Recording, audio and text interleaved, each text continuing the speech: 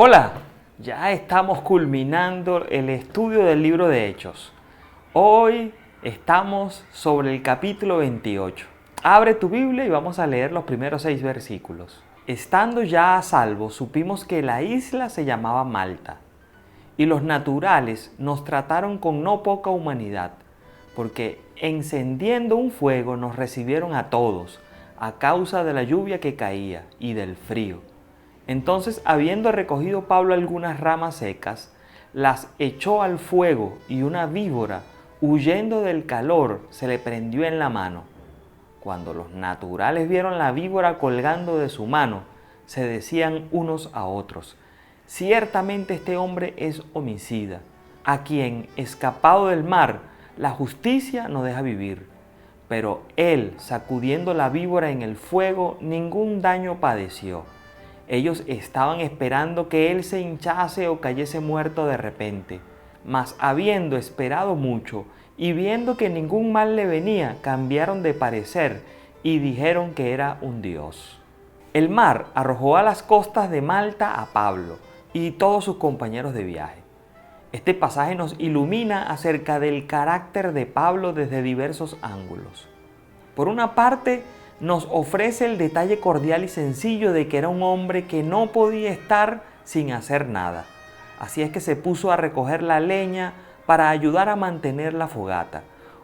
Una vez más, podemos comprobar que las visiones y experiencias espirituales no le habían hecho perder el sentido práctico. Y más todavía, que aunque era un gran hombre, no se le caían los anillos por ayudar en cosas pequeñas. Además, vemos a Pablo como un hombre sosegado y tranquilo. En uno de sus manojos de ramas secas iba dormida una víbora que se despertó al calor de la lumbre y se le enganchó en una mano. No parece que Pablo se la sacudiera antes de que le picara e inoculara su veneno mortal.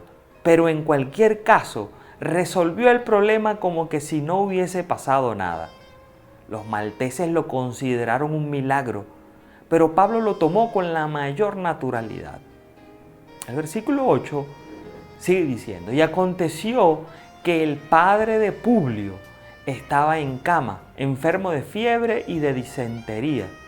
Y entró Pablo a verle, y después de haber orado, le impuso las manos y le sanó. Hecho esto, también los otros que en la isla tenían enfermedades venían y eran sanados. El jefe de la isla de Malta, y Publio, es probable que fuera el representante de Roma en aquella parte de la isla. Su padre estaba enfermo y Pablo pudo ejercer el don de sanidad y devolverle la salud. Pero el versículo 9 ofrece una posibilidad interesante. Dice que los demás que estaban enfermos vinieron y fueron sanados. La palabra que se usa quiere decir recibir tratamiento médico. Y hay estudiosos que creen que esto puede querer decir no solo que vinieron a Pablo, sino también a Lucas, que los ayudó como profesional de la medicina. En este caso, este pasaje nos daría la primera descripción que tenemos de un médico misionero. El versículo 15 sigue diciendo: de donde, oyendo de nosotros los hermanos, salieron a recibirnos hasta el foro de Apio y las 3 tabernas, y al verlos, Pablo dio gracias a Dios y cobró aliento. A los 3 meses, Pablo y sus compañeros de viaje consiguieron viajar para Italia en una nave alejandrina que había invernado en Malta. Pablo sentiría la emoción de encontrarse en el umbral de la capital del mundo. Pero lo que más le estrujaría el corazón a Pablo sería enfrentarse con Roma casi solo. Y entonces sucedió algo maravilloso. En el foro de Apio, allí le salieron al encuentro algunos representantes de la comunidad cristiana de Roma. La palabra griega es la que se usa para indicar la delegación de una ciudad que sale a recibir a un general o a un rey o a un conquistador. Salieron a recibir a Pablo y de esta manera honrarlo. Él al verlos dio gracias a Dios y se animó considerablemente. ¿Qué fue en concreto lo que le animó? Seguro que darse cuenta que no estaba solo ni mucho menos. El cristiano nunca está solo. El cristiano es consciente de que tiene una nube invisible de testigos con él y a su alrededor. Es consciente de que forma parte de una comunidad que se extiende por toda la tierra.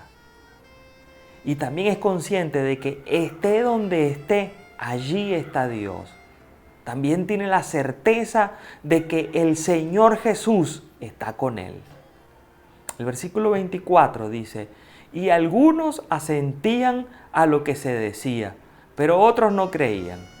Y como no estuviesen de acuerdo entre sí, al retirarse, les dijo Pablo esta palabra: bien habló el Espíritu Santo por medio del profeta Isaías a nuestros padres, diciendo: ve a este pueblo y diles, de oído oiréis, y no entenderéis, y viendo veréis, y no percibiréis, porque el corazón de este pueblo se ha engrosado, y con los oídos oyeron pesadamente, y sus ojos han cerrado, para que no vean con los ojos, y oigan con los oídos, y entiendan de corazón, y se conviertan, y yo los sane.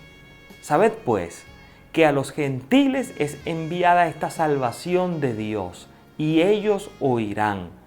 Y cuando hubo dicho esto, los judíos se fueron, teniendo gran discusión entre sí. Hay algo inmensamente maravilloso en el hecho de que hasta el final, donde quiera que fuera, Pablo empezaba con los judíos.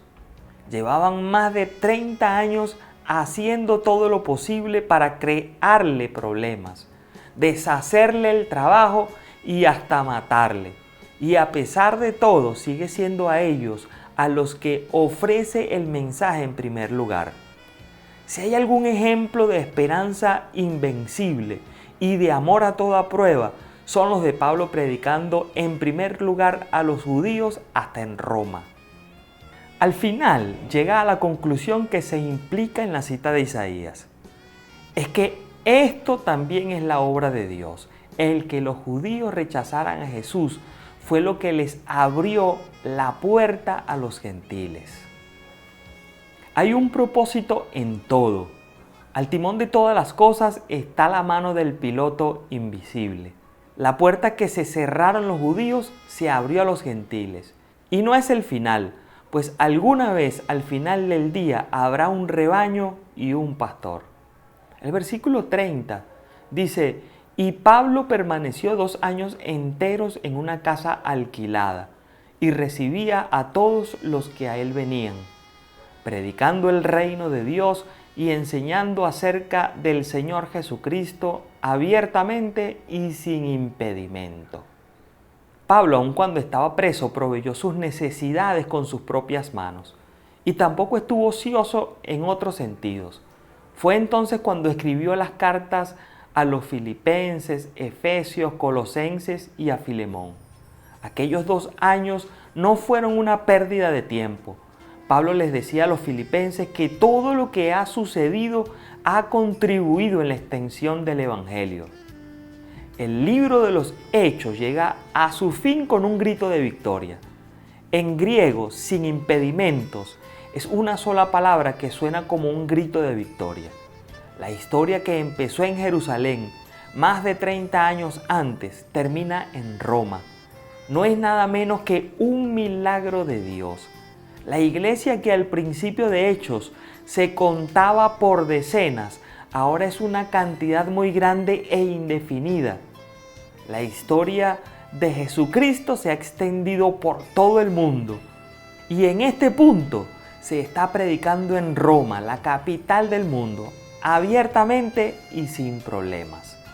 El Evangelio ha llegado al centro del mundo y se sigue proclamando.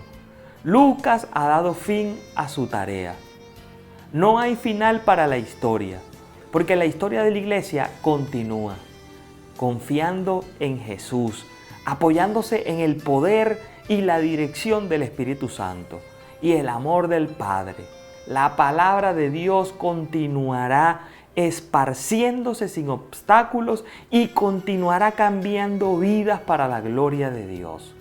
El libro de Hechos realmente es una historia sin fin.